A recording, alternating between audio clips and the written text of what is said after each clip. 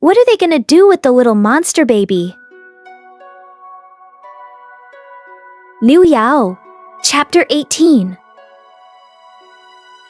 As the evening progressed, the mood at the shore became increasingly bleak. Cheng Qian pulled his clothes tighter. He glanced at Han Yuan, who shivered with cold because of only wearing an outer robe, and felt that the other boy deserved it.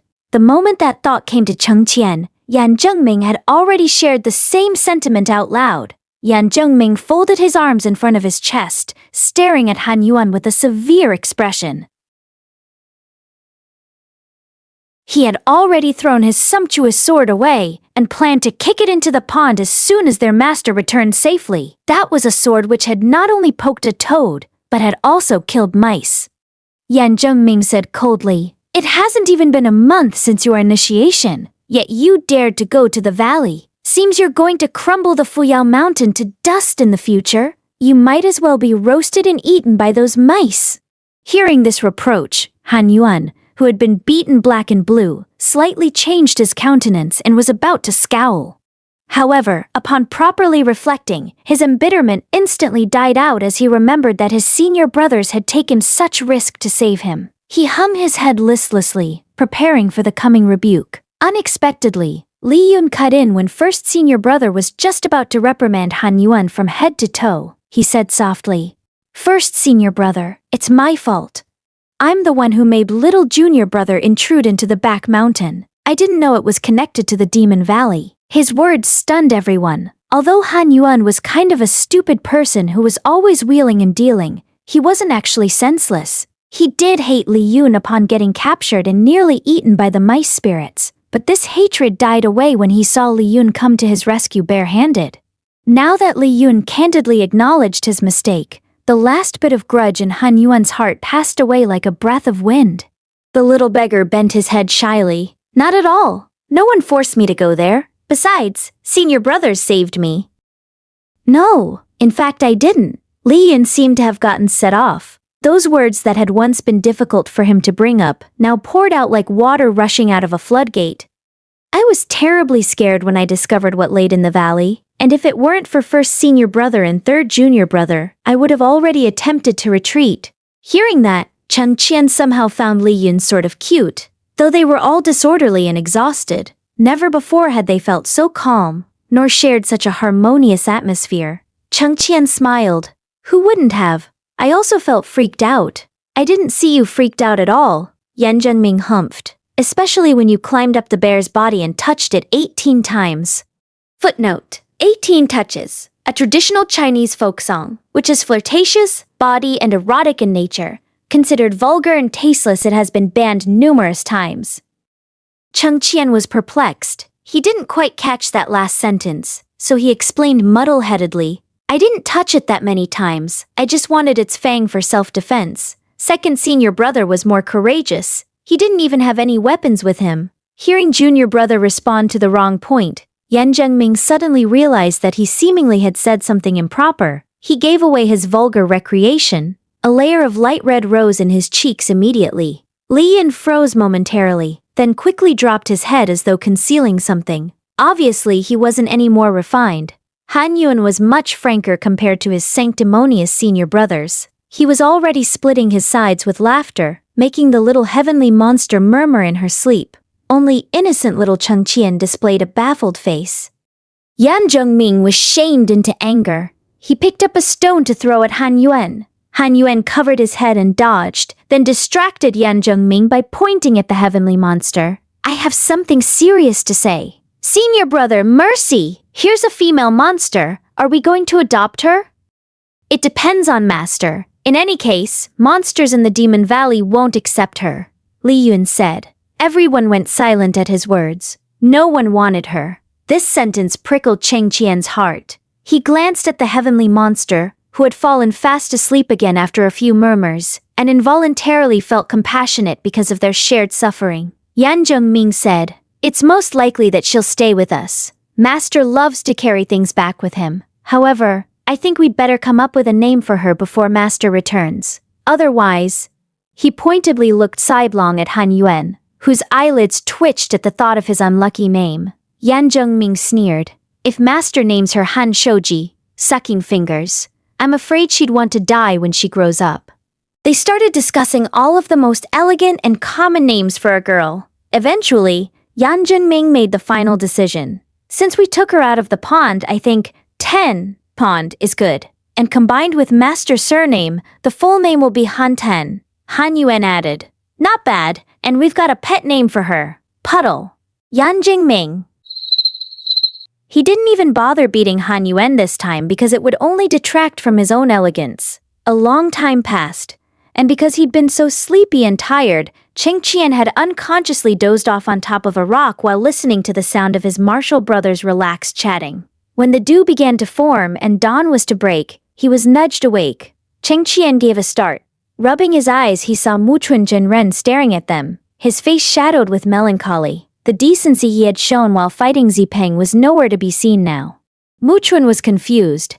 How did his disciples enter the valley as 4 people, and after passing a day, come out as 5? After running his eyes over his early riser first apprentice, his yawning second apprentice, his blankly staring third apprentice, and finally the 4th apprentice who looked down to avoid eye contact, he sighed. Do you know why I look like Zipeng Zhenren's father when I am actually 300 years younger than her?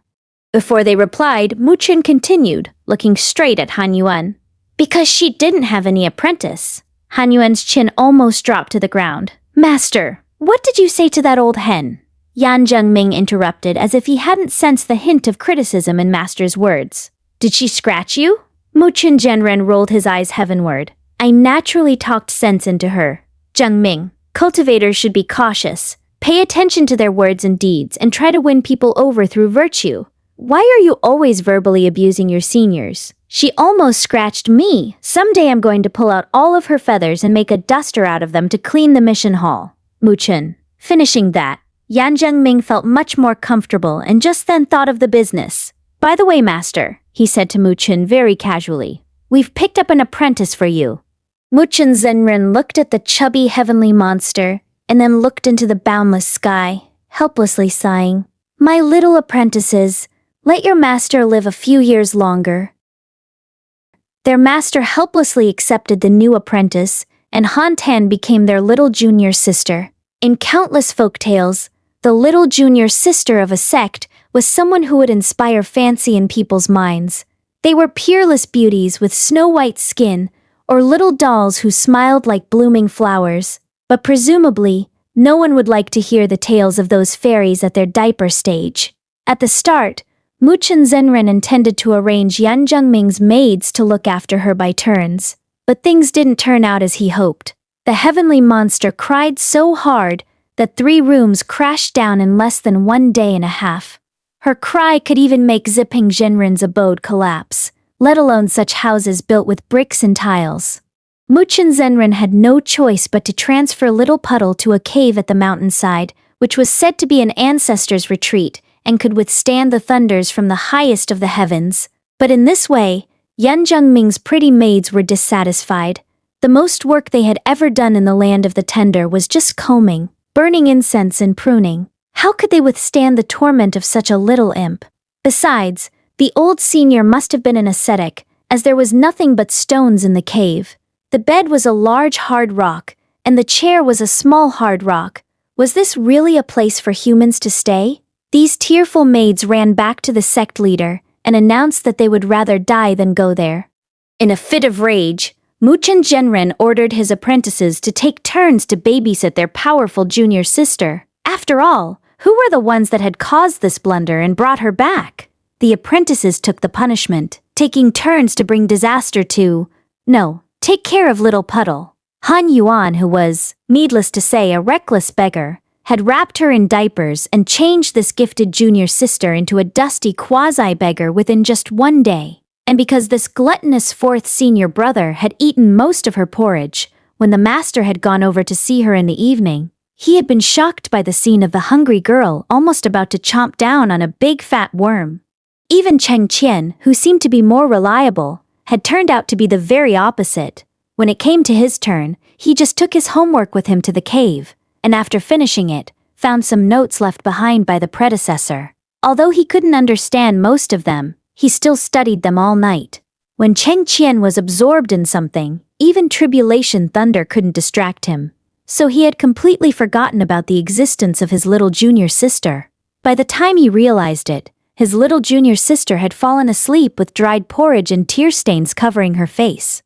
The worst was Yan Zhengming. He came to the cave with a dozen Taoist children as if he was about to take vengeance, and ordered them around while not taking a single half-step into the cave himself. Every time the hapless baby finished defecating or urinating, her first senior brother would show a look of great loathing and keep a distance of at least 8 zhang away from her, ordering the Taoist children to keep washing her several times and to perfume her so heavily that a passing-by bee had fainted from the excessive scent. The most outrageous was Li Yun. Li Yun thought his little junior sister was pitiful because she couldn't walk steadily with her short legs, so he dribbled a few droplets of the toad liquid on her body, tied a rope around her neck, and then took his toad junior sister on a walk around the mountain. After all of this, Muchun Zhenren dared not to hand Puddle over to any of his apprentices. She also is a life after all. That was how he ended up getting someone to weave him a basket for carrying the heavenly monster on his back and tormenting her every day with those strange scriptures. End of the chapter.